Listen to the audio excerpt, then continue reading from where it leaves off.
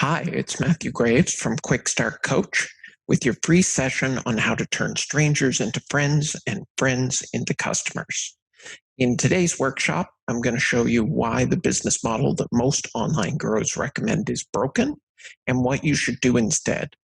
After the end, I'm going to let you know how you can get some more help and answer any questions that anyone has about the presentation or about your business as a whole. Hopefully that all sounds good. If you can let me know in the chat, that would be great.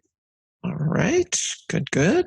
I'm hosting these free workshops that I've been doing for the last couple of days simply because I'm so tired of seeing so many marketers lose money on opportunity after opportunity that are using a business model that can only work if you're an exceptional marketer and know how to target paid advertising very well.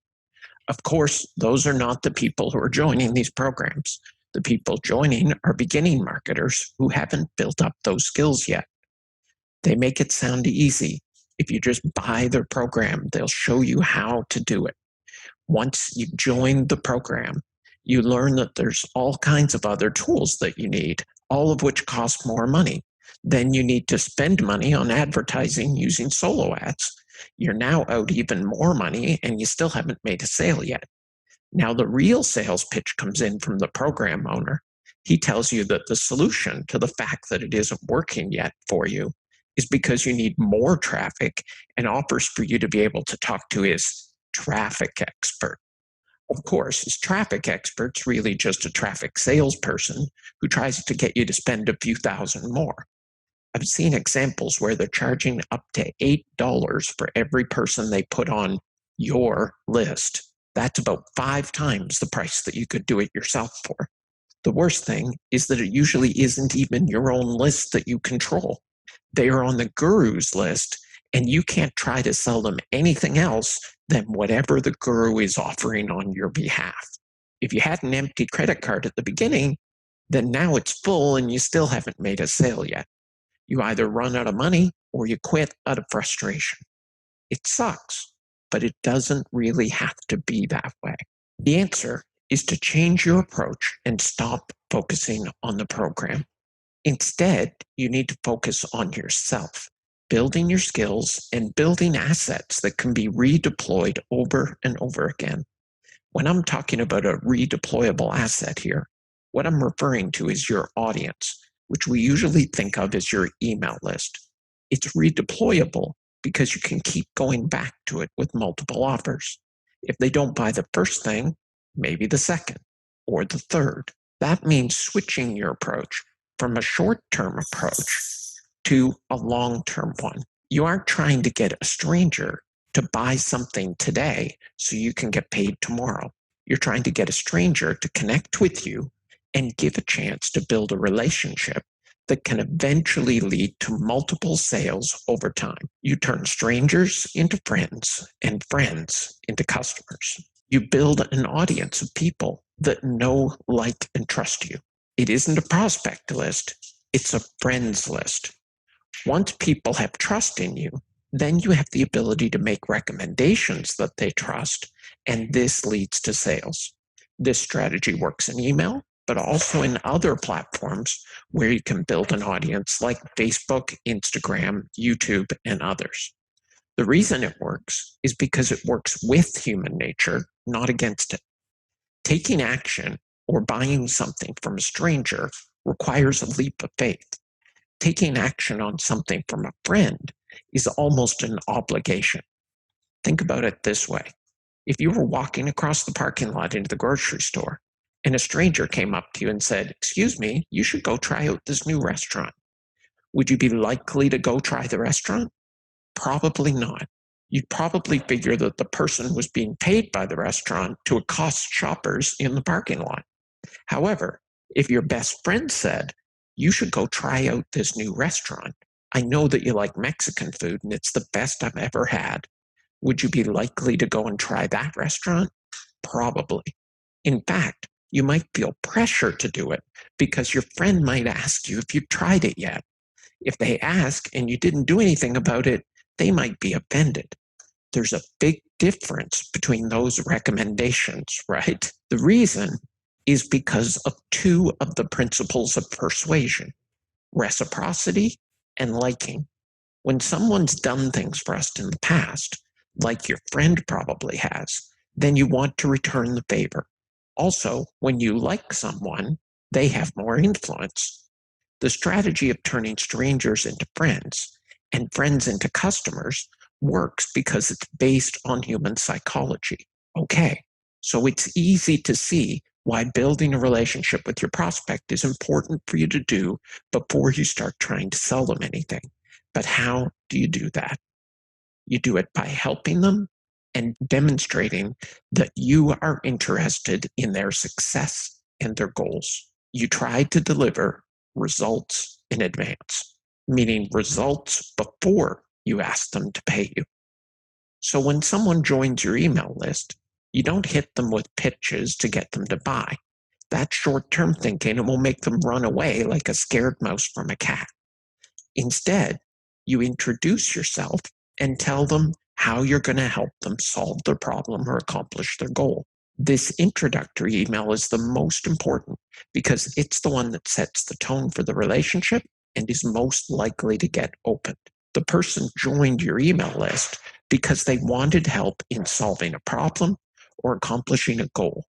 Your lead capture page probably offered a free report or information about something specific, like getting more traffic to their website. Your prospect is currently at point A in the journey to more traffic and wants to get to point B. If you can help them part of the way to point B, then that will help to build trust, and they'll want to have you help them the rest of the way. Just use your emails to help them. The other approach you should take with your emails is to try to get in one-on-one contact with new prospects on your list. Write them a personal email. Ask them a question about their business, something like, what are you currently promoting? Or have you started building an email list yet? People will be wary of these emails because it's not something that they see very often, and they will expect you to go into a sales pitch. When you don't, and you keep asking questions about their business, they'll open up and trust will build. The reason this works is because nobody does it. And that's usually the primary thing that is necessary for strategy that works, is that it is unique.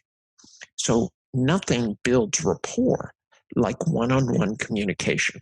People love personal attention and don't get nearly enough of it in today's world. When you've been in a one-on-one communication with someone like this, they feel understood by you. And that's one of the biggest needs of humans, to feel understood. You know what the other advantage of helping people is instead of selling to them right away? You feel better about what you're doing. I love helping people by doing training like this. Hopefully making a positive impact in people's lives is a big thing. So what we've learned so far is that it's important to think long-term and build relationships with those who connect with you by joining your email list or following you on social media. We build relationships by helping people without asking for anything in return, reaching out to give as much personal attention as we can and to avoid looking like a salesperson so they don't get chased away. The advantage of being a beginner and the advantage of having a small list is the fact that you can give them more attention than someone with a big list can. These micro influencers, people with small lists, usually have more influence over their list than people with big lists because of the extra personal attention. So how does that translate into more income than trying to sell people up front? You need to understand the two types of marketing we do in our businesses. The first kind is front-end marketing. In front-end marketing, our goal is to go out to strangers, people who don't know who we are, who are also called cold traffic, and get them to connect with us. This is most often done by using some kind of a bribe, which we call lead magnet, like a free report in exchange for someone's email address. Some businesses sell a small product in their front-end marketing. like $7 or $10 or a book, or they'll give away a book for free plus shipping. You see these things in the big marketing funnels all the time. But the goal is not to make a profit at that point. The goal of front-end marketing is to acquire new customers and prospects at an acceptable cost. You may be paying for traffic to build your list. It might cost a couple of dollars in advertising in order to get an opt-in. If you sell a product on the front end, then the goal is usually just to offset the cost of the ads. If you can do this, then you're building a list at a lower cost or for free. So when a guru offers you a free book, you just pay shipping. Chances are the cost of the shipping is actually the cost of the book, and that's called a self-liquidating funnel. The important part to remember, though, in front-end marketing is that the goal is not generally to make a significant profit. The goal is to acquire prospects or introductory customers. The second kind of marketing is where you make your profit. This is the back-end marketing. This marketing is not targeted to cold traffic. It's not to strangers. It's targeted to warm traffic, people who already know, like, and trust you. These are the offers you make to your email list or your audience. You can find ways to make back-end offers to your list in a stealthy and non-salesy way most of the time, like putting them in the PS line, or introducing them as part of a recommendation, or talking about, here's something that you're trying to accomplish in your business. Here's the tool I use for it. Here's why I recommend it. It's an affiliate link, of course.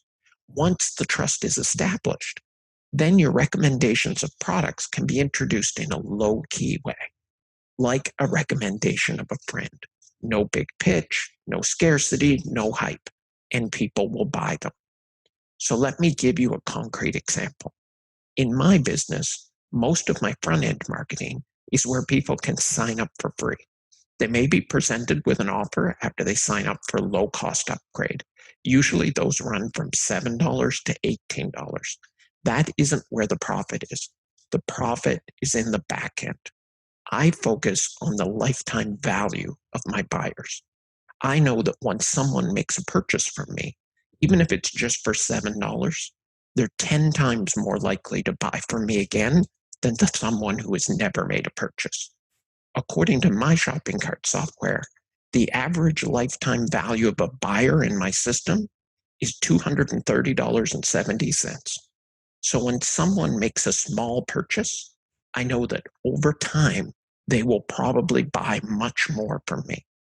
The best part is that that lifetime value has almost doubled in the last year as I've gotten better and better at finding and creating back-end offers that people want to buy. So let's take that a level deeper. I know that if 100 people join my sites for free, then about 5 of them will make a purchase in the first month. From the number above, I know that those 5 people will, on average, spend about $230 each over the next couple of years. So that's over $1,100 in sales from 100 free signups. If you divide 1,150 by the 100 signups, that tells me that every free signup at my sites is worth $11.50. So if I wanted to advertise, I can spend up to $11.50 per signup and still make money in the long term. If I took the short-term approach and I only looked at what they would purchase in the first 30 days, or I didn't have good back-end offers, then each free sign-up would be worth less than $1. So this works exactly the same with your list. When you get people on your list who have a solid relationship with you, then that can be very profitable for each true fan. For example, I have about 100 people on my sites that account for 80% of my total revenue. They've spent tens of thousands of dollars on my products and offers over our relationship together. Some of them have been with me for almost 20 years. These are the members that I have the deepest relationship with, and there's nothing I would not do for them. Most of them I truly consider friends, not customers. I would babysit their kids, and they would probably let me. If you make a connection with someone on your list who sees you as their guide on this journey, then you could recommend all the tools and opportunities they will need and help them to be successful. This could be multiple sources of recurring revenue from a single deep connection without even selling them anything directly. The reality is that someone on this journey needs tools, and who better to recommend them than their guide? If you get out there and you start building your list and start building the relationship with those people that are on your list, what you're going to be focused on doing is trying to find your 100 people. Not everyone's going to connect with you in that way, and most will come and go. But over time, you'll build up a solid group of connections. It's just like real life. Not everyone you meet becomes your best friend. But if you aren't out there looking and connecting with people, then you'll be missing out on the opportunity.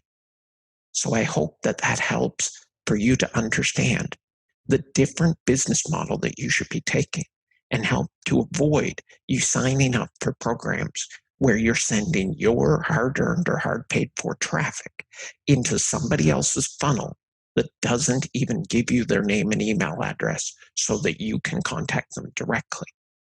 You don't want to be pitching people as soon as they make a connection with you. I mean, we all have experiences on an almost daily basis. Someone will send me a friend request on Facebook, and the second that I accept the friend request, I'll get a message from them, and it will be, "Hey, thanks for accepting my friend request. Here's a great opportunity that I think would really be good for you." So what do I do with people who immediately pitch me as soon as they make a connection? Unfriend and block, right? They're gone. Not interested at all. No discussion, no comments, not even some idle chit chat before you present me your offer. No thanks. That's not what I want friends for. And more people are feeling that way, which means you've got to go slow. In social media, it's even more so that way, because in social media, it's actually against etiquette to try to sell in social media.